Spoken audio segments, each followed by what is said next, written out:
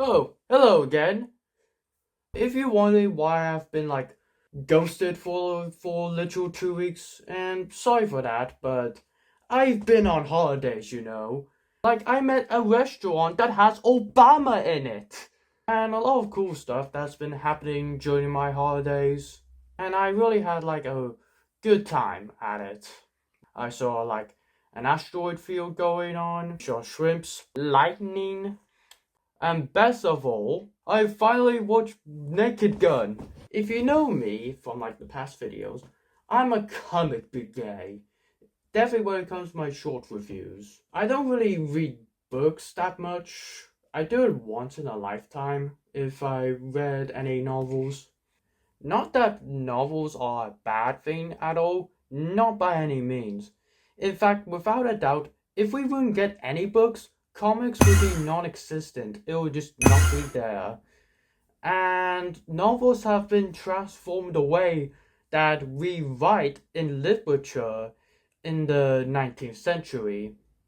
It's just that I just don't read books often or novels.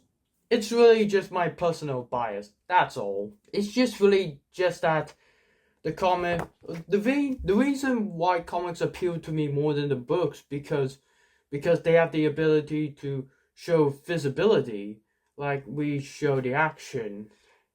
And it definitely works for an action comic, but it definitely doesn't work for a novel because you're not seeing the image and they're much more easy to get around.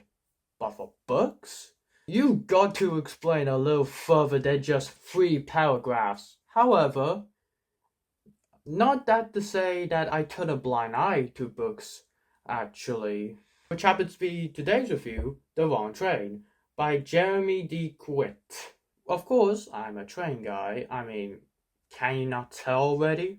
And I do in fact read a bunch of books evolve around trains. I mean, for cry out loud, I read the Audible book, highly recommended for train enthusiasts. Well, I haven't read these two books yet, but it looks like a very good video opportunity. And let's not forget, I have the entire Wilbert Audrey books of Thomas and Friends for cry out loud. All 26 of them. Not Christopher's, by the way. This book is a reread. So I decided to reread it again because, well, I have not read it for a very long time. So I decided to reread it again. Hi, Michael here. I interrupt this video for an important announcement. Have you subscribed and liked the channel yet? Because if you don't, there is going to be consequences of your actions. Good? Well then, enjoy the rest of the video then. It's about a boy jumping off the next station, but realized he got the wrong train. So he's just stranded in a station, very dark, very gloomy. But it's very dark and late, and the little platform he found himself in, until he saw an old man and his dog, named Toby, offers to give him company. The old man decided to tell stories to the boy on the passing time, waiting for the train to get home to him. I love the premise of this book. The book's this premise of a boy who's in a haunted place, and by the way, this is a horror book. Old man talks to him about nightmarish situations. So on paper, there's a lot of things that you could tell from these kind of stories. When I first read this book, I thought stories of ghost train stories, of railways.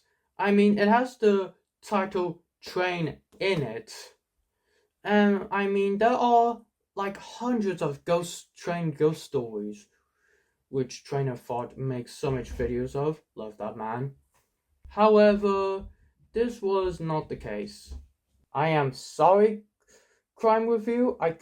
I wish I could say it's a masterpiece. So instead, the stories I got was Nanny's Little Candle, where a girl warns her mother that the old woman's going to get the newborn because of the candle and the bag of bricks she took, and the old woman was in her dreams. Security Lights is about a girl got schizophrenia. in Halloween Night.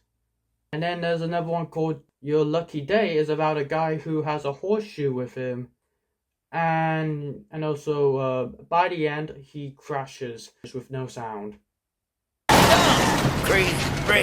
Okay. Babysitter is about a woman babysitter figuring out that the young girl and a boy turns out that they have a wide mouth and chased her and got her. What we're talking about again? I guess the only decent story from it is it's a story of Picture Me. It's about Sammy.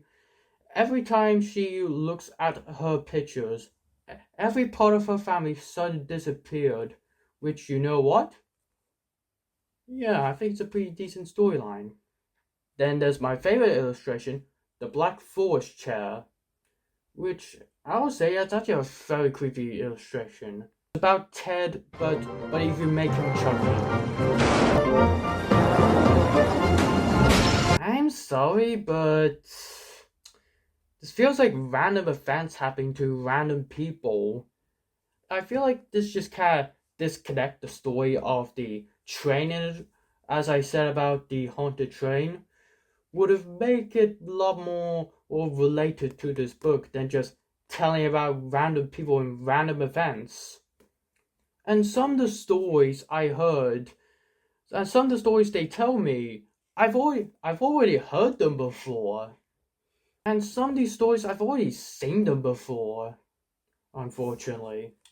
So overall, was it worth a read? It's over 212 pages long, and according to my timer, it took me about 1 hour and 27 minutes. Yes, I do in fact use a timer for this book, just to calculate how much time I read. Well, no doubt to the writers. Like, the thing is that I can see the potential with this book. I can see it. I like the idea. It's just that I just wasn't a fan of the narrative they told in this book. And I do feel like some parts of the storylines takes way too long, and it didn't need to be 210 plus pages long. It's literally an hour. And honestly, I don't think it's worth the hour. This book is kinda mid. Now, remember, peace and civil, people. Peace and civil. What a bummer. The wrong train does give me the wrong idea. Whoop. Oh well. I mean, at least you tried. Well, that's kinda all I have to say in this video. See you next time. Peace.